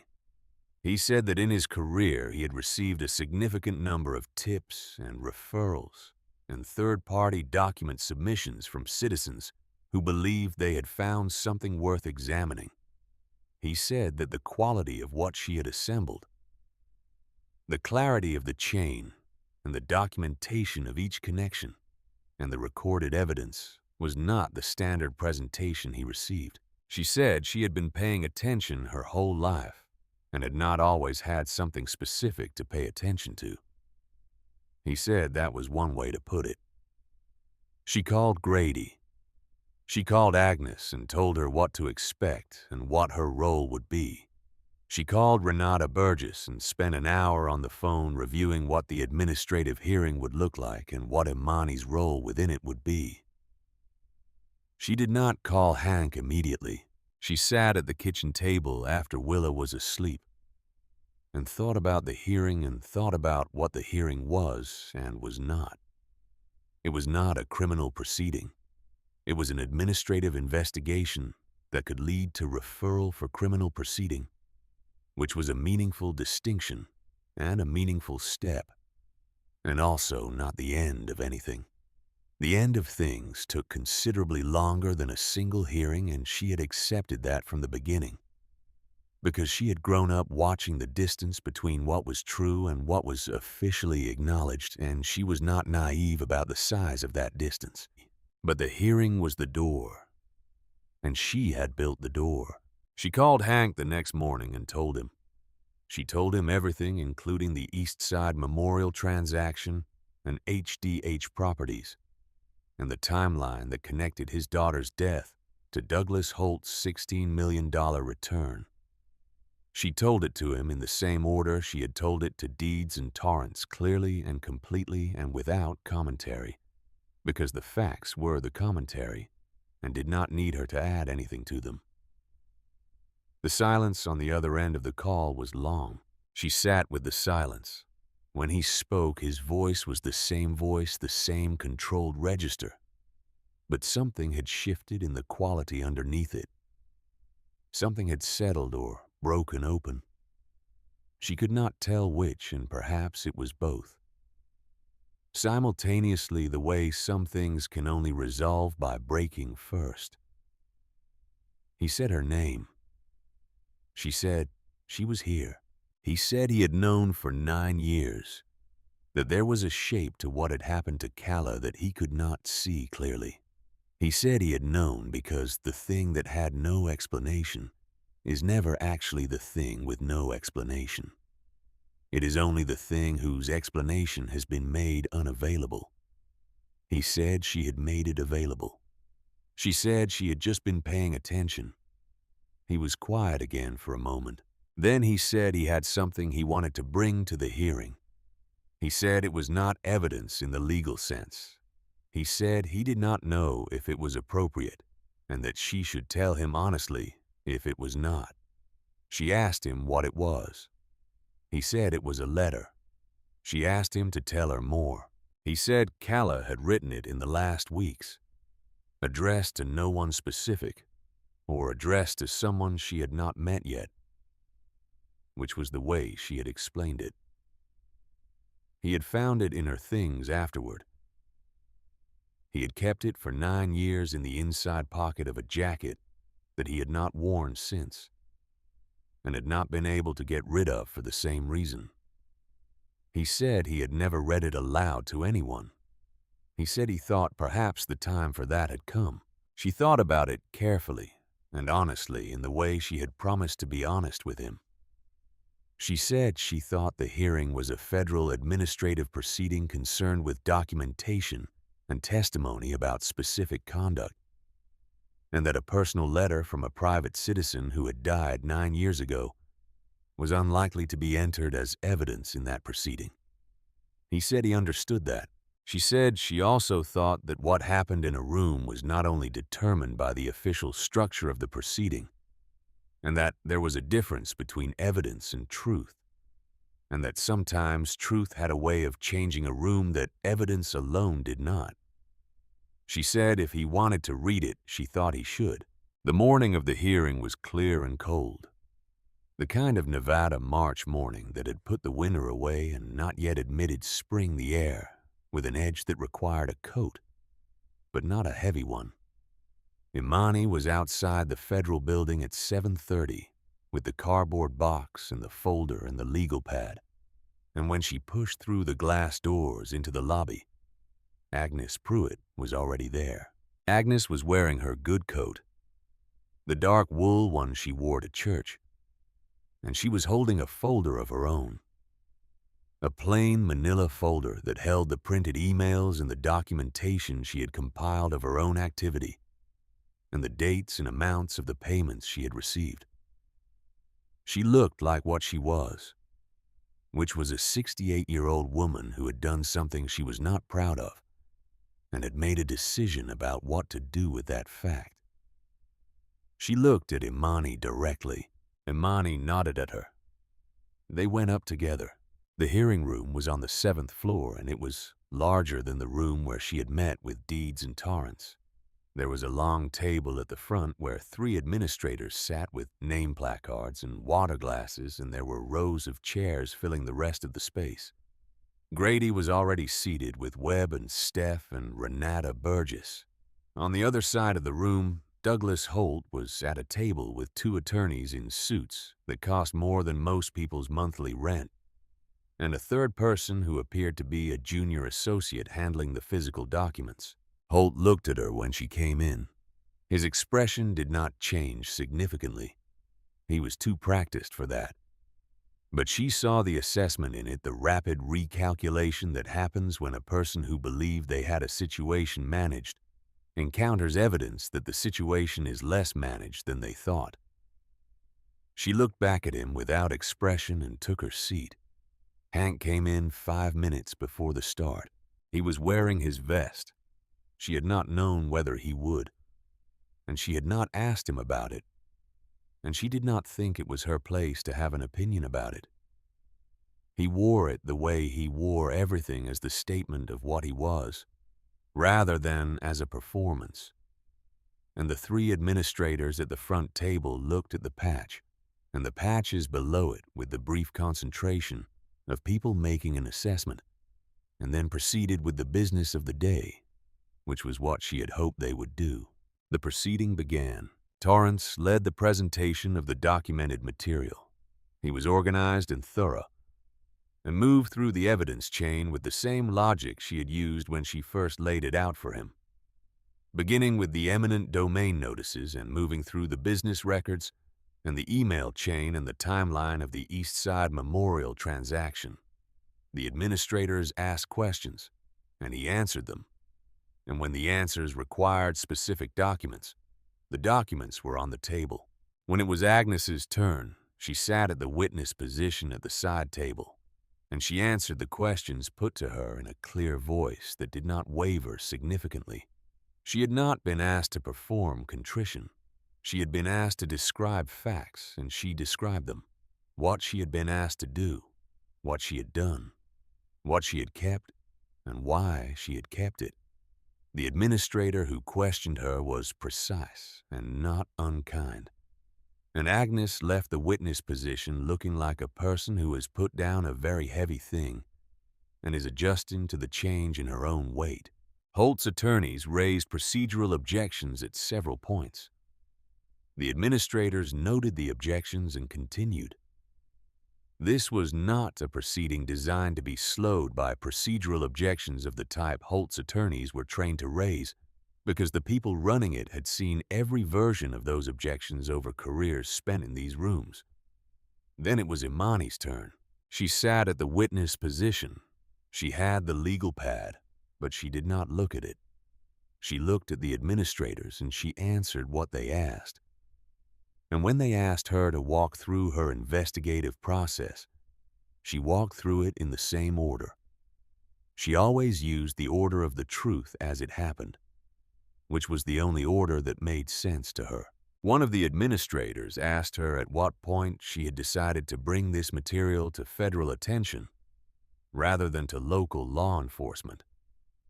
She said she had considered both.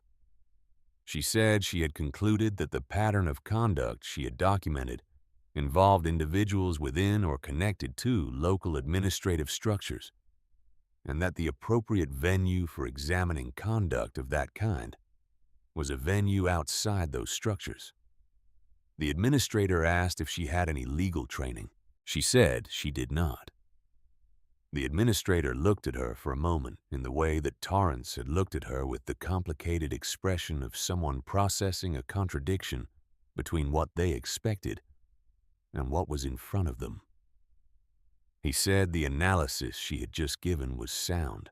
Holt's attorney began a cross-examination that lasted 20 minutes, and that was designed to establish that Imani had a personal interest in the outcome of the eminent domain proceedings, which was accurate and was also not a disqualifying condition for factual testimony. And the administrator conducting the proceeding noted this when the attorney pushed the point beyond its useful life. Then Hank spoke. He did not speak at the witness position at first. He sat at the table beside Grady and Renata, and he waited until the administrators had concluded their structured questioning, and the proceeding had moved to the period of additional testimony, and then he asked if he could speak.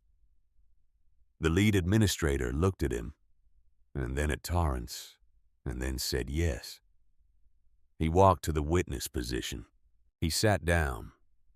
He was too large for the witness chair, in the way he was too large for most furniture, and he settled into it with the same deliberateness he brought to everything. And he put his hands on the table in front of him. He said he was not there to testify about documentation or evidence chains or financial records. He said other people had done that better than he could, and the record reflected it.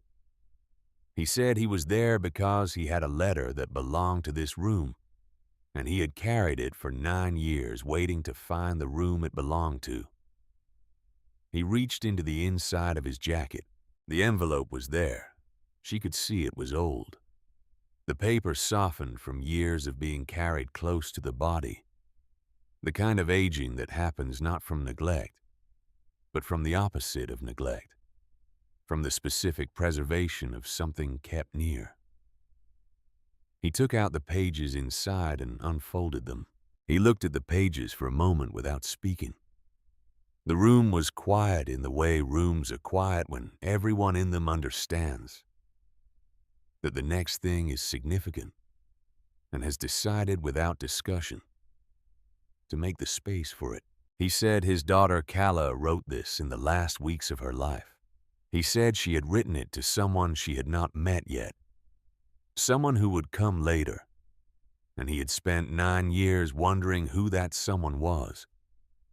He said he had met her 5 weeks ago in a gas station parking lot on Route 7, and that she had used the last $8 she had and had not asked for anything in return.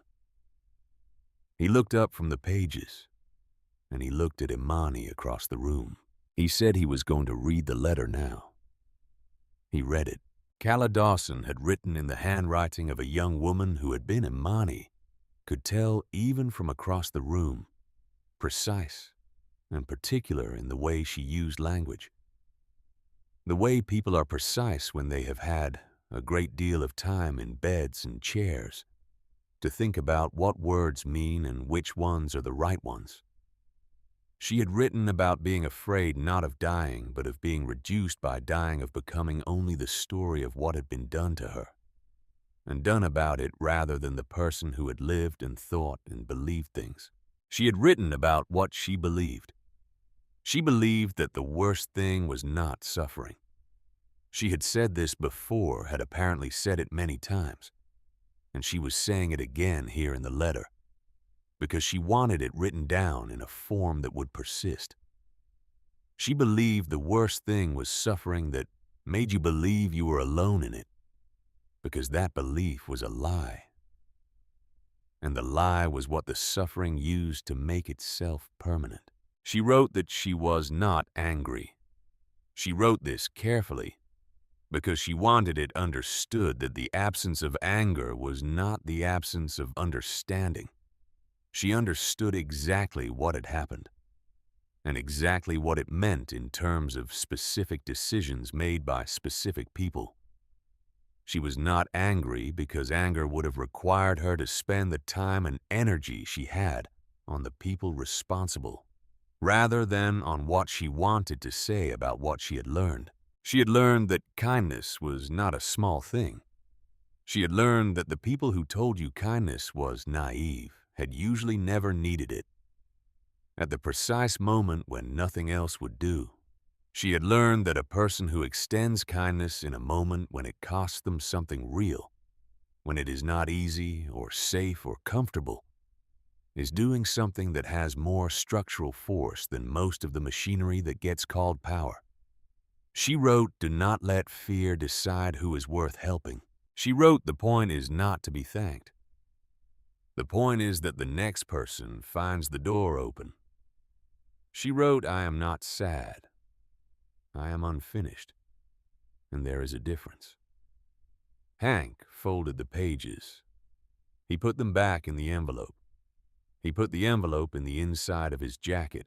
The room was quiet for a moment that was longer than the administrative structure of a federal hearing was designed to accommodate.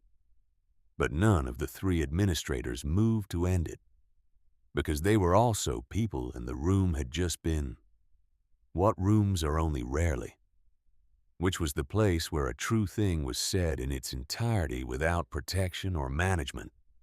Then the lead administrator thanked Hank and the proceeding resumed. It concluded 40 minutes later. The administrators did not announce findings at the conclusion of the hearing.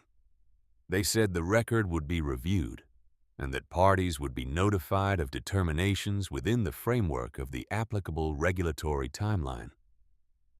This was the language of process, which moved in its own time regardless of what had happened in a room. In the hallway outside, Holt left quickly with his attorneys. She watched him go. He did not look at her on the way out. She thought that was probably deliberate. She thought about what the hearing had been and what it was not. It was not a verdict. It was not a conviction. It was not Holt standing in a courtroom and hearing a sentence. Those things, if they came, would come through a process that moved slowly, and that she would not be at the center of because she was not a prosecutor, or an agent, or an attorney.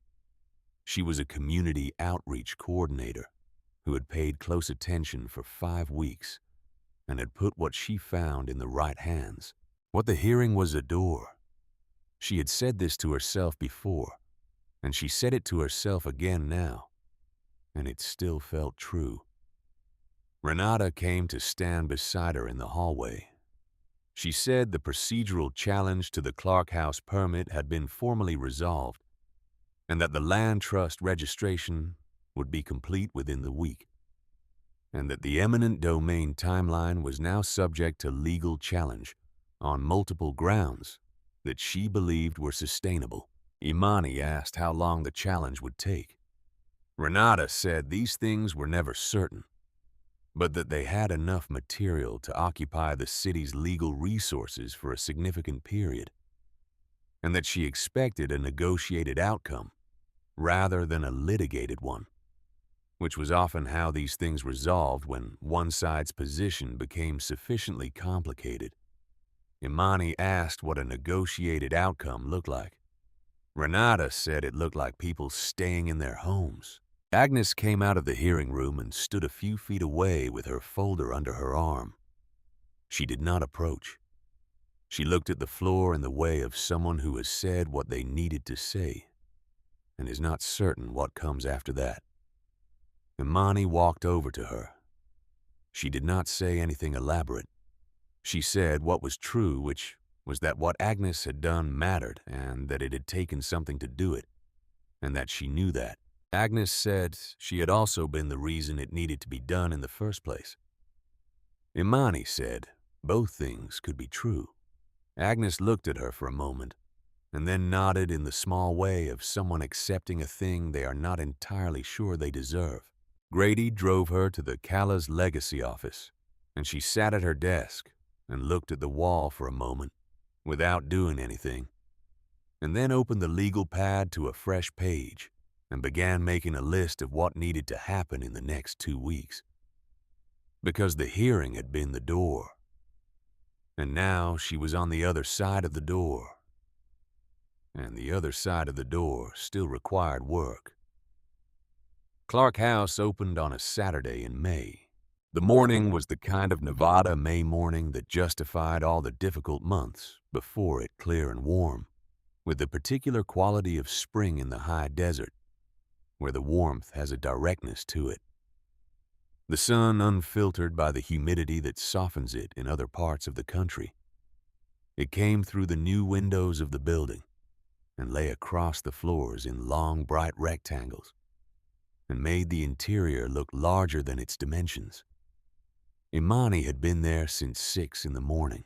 She had swept the main floor and arranged the chairs for the community room and put out the table for the resource fair that would run from 11 until 2. She had made coffee in the kitchen and put it in an insulated carafe on the front table. She had placed Willa's drawing matted and framed on the wall beside the entrance to the main hall, the one with the building and the people and the small individual details, the hat and the dog and the cane and the bicycle. Willa had come with her at 6 and had helped arrange the chairs with the serious diligence of a child who understood that she was doing something that counted. By 9, the chapter was there.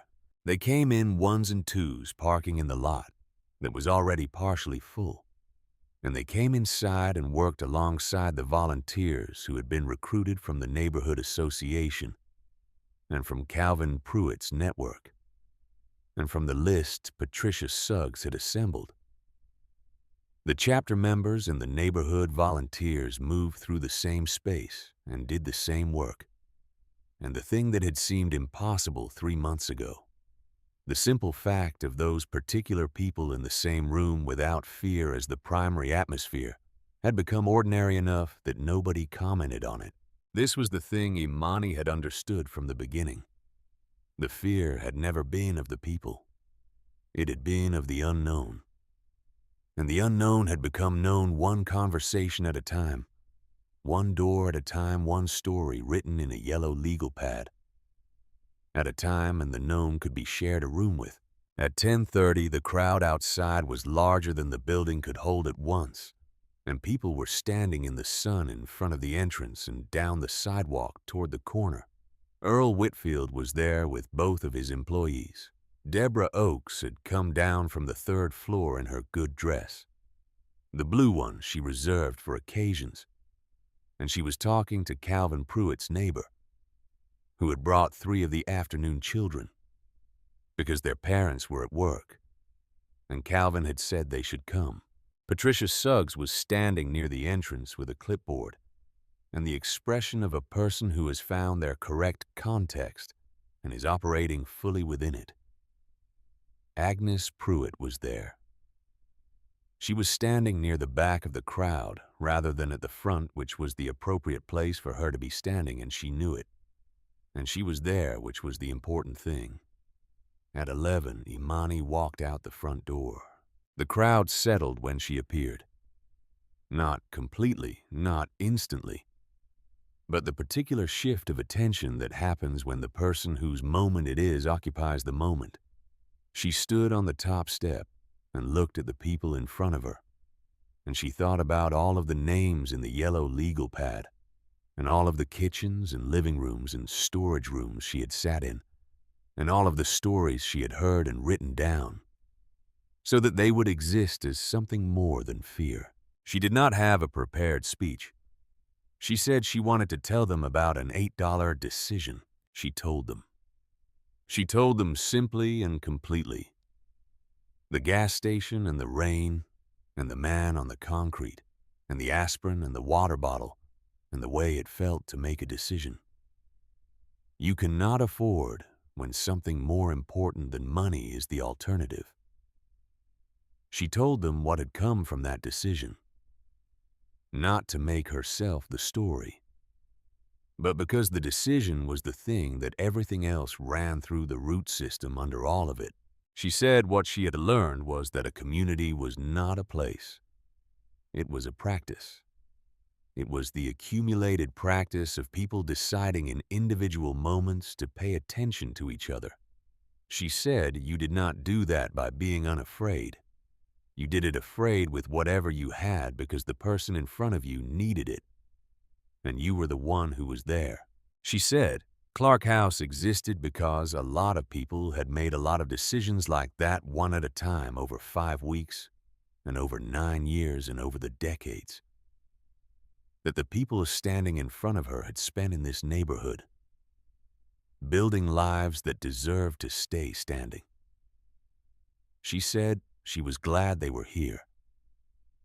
She cut the ribbon with the scissors Willa handed her, and Willa stood beside her on the step, with her hand in Imani's hand. And the doors opened and the people came in. Hank was standing at the edge of the crowd. He had not come to the front. He had come and stood where he could see, and he was doing what he had done in the chapter for as long as he had run it, which was to make the thing possible, and then stand back and watch the thing be itself, without requiring the thing to be about him. She made her way to him after a while, when the crowd had moved inside, and the sidewalk was quieter. He said she had done something real. She said a lot of people had done something real. He said that was true, but it had a center, and the center was her. She looked at the building, the new sign above the entrance, the windows with the sun coming through them, the people visible inside moving through the space. She thought about what Calla had written. The point is not to be thanked. The point is that the next person finds the door open. She said she had one more thing to tell him. She told him what Torrance had told her 2 days ago, which was that the Federal Review had been elevated to a formal investigation, and that the district attorney's office had been notified, and that Douglas Holt had been informed through his attorneys that he was under investigation for violations of federal racketeering statutes in connection with the coordinated manipulation of municipal zoning processes and the associated financial transactions. The investigation was expected to be active for a considerable time. Investigations of that scope always were, but active was different from dormant, and the investigation was active. Hank heard this without expression. Then he said Calla's name, once quietly the way you say the name of someone you are telling something to, even though they are not there to hear it, because the telling is the thing, and the presence is not required for the thing to be real. She did not say anything.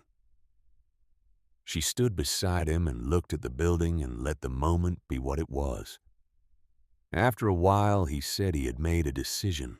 He said Ridgeline Trust was going to transfer ownership of the 4 East Side properties to the Clark House Land Trust.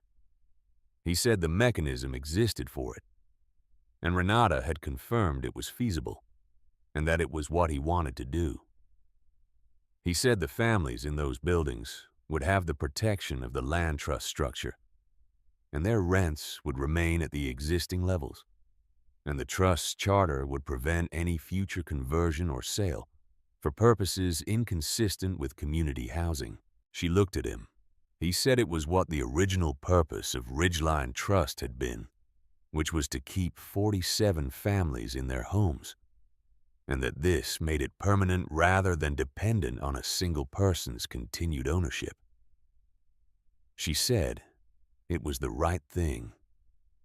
He said he had been trying to do the right thing for 9 years, and had mostly managed it and sometimes fallen short of it, and that the standard did not change based on whether you were succeeding or not. She said that was true. They stood there for another moment in the May sun outside Clark House, and then Imani went back inside because there were people who needed assistance with the resource fair intake forms. And Willa had been helping Calvin Pruitt explain the after-school program to a family with 2 small children, and was doing an excellent and slightly overly authoritative job of it.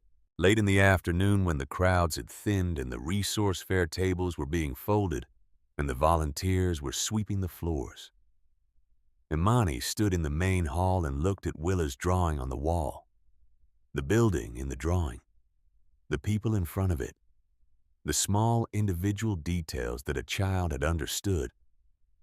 Were the point the hat and the dog and the cane and the bicycle, because people were individuals and individuals were the point.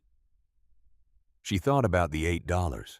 She thought about the aspirin bottle in the trash can in the parking lot on Route 7, and the man's hand on her wrist, and the ambulance lights, and the walk home in the rain, and the business card in the silverware drawer.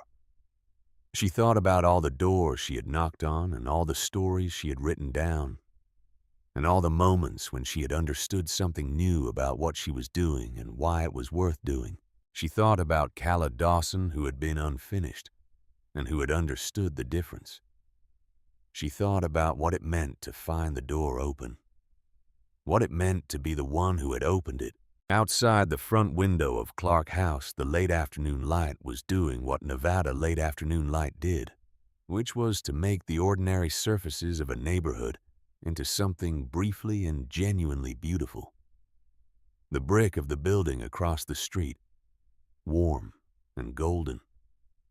The sidewalk with its regular cracks and its permanent stains catching the low angle and turning it into something that looked for a moment like a place that had always been meant to be here. Willa appeared beside her.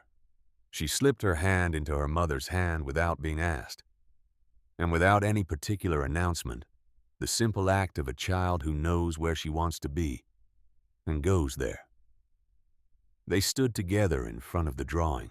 Somewhere down the street, a motorcycle turned off a block over, and the sound of it rolled through the neighborhood and faded, and the late afternoon went back to its ordinary quiet. The sounds of a block of people living their lives in the place where they lived them. The door was open. That was the point. That was all of it. And it was enough, and it was more than enough. And Imani Hayes stood in the building she had helped build with a child's hand in her hand and watched the light on the street outside and let it be exactly what it was.